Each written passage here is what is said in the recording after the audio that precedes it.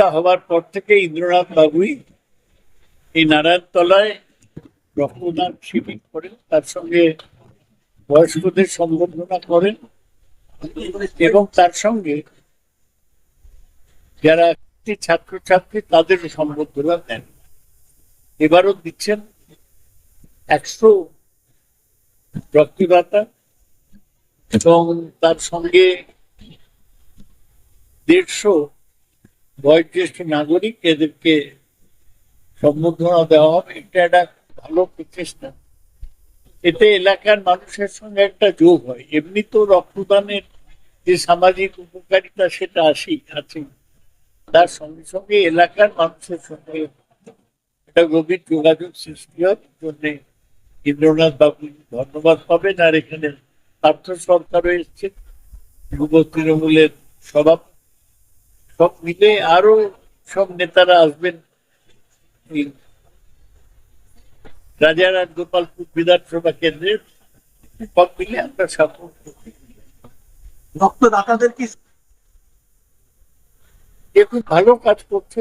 আমরা তো জানি যে একজন রক্ত দিলে 3 জন উপকৃত হয়। কেউ রক্ত থেকে প্লেটেলেট পাওয়া যায়, আবার হোল ব্লাড পাওয়া যায়, আবার প্লাজমাও পাওয়া যায়।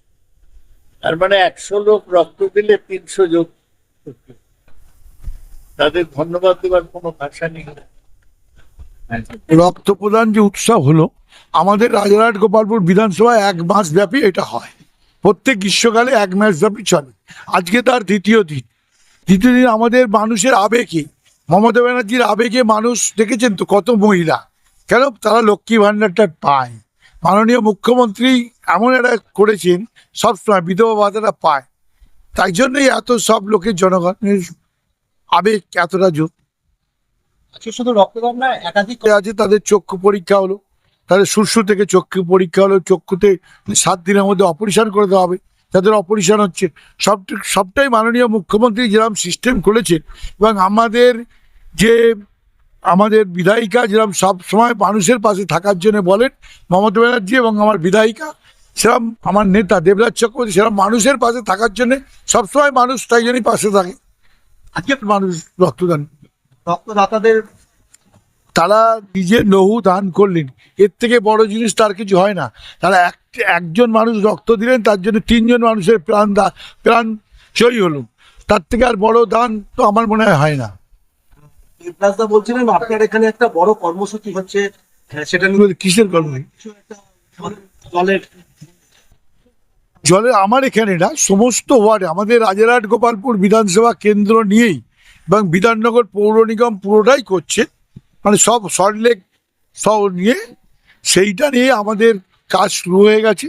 এবং সব বাড়ি বাড়ি আমরা পানীয় জল, যেটা আগে যেটা ডিপ টিউবওয়েলে পেতাম, এখন সেটা সবাই ঘরে মিষ্টির জল আগামী বিধানসভা ভোটের মধ্যেই কিংবা বিধানসভা ভোটের পরেই পেয়ে যাবে। আপনার কি একটা মন্দির এখানে কিছুদিন আগে একটা মন্দির উদ্বোধন হচ্ছে, মথুয়াদের অঙ্গনওয়াড়ি স্কুল এবং শেতলা কালী মন্দির। আর একটা চলছে নারায়ণতলা, এখন নতুন করে কাজ চলছে। রক্তদান ছাড়া আর কি কি সামাজিক কর্মকাণ্ড হয় সারা বছর? আমাদের এখানে বলে কিছু হয় না। হ্যাঁ, সব সাথে 24 ঘন্টা ফোন খোলা থাকে। 24 ঘন্টা মানুষের ফোন রিসিভ করে মানুষের পাশে থাকার চেষ্টা করে। এতক্ষণ আপনারা দেখছিলেন নিউজ বাংলা টিভি। সঙ্গে থাকুন, দেখতে থাকুন নিউজ বাংলা টিভি।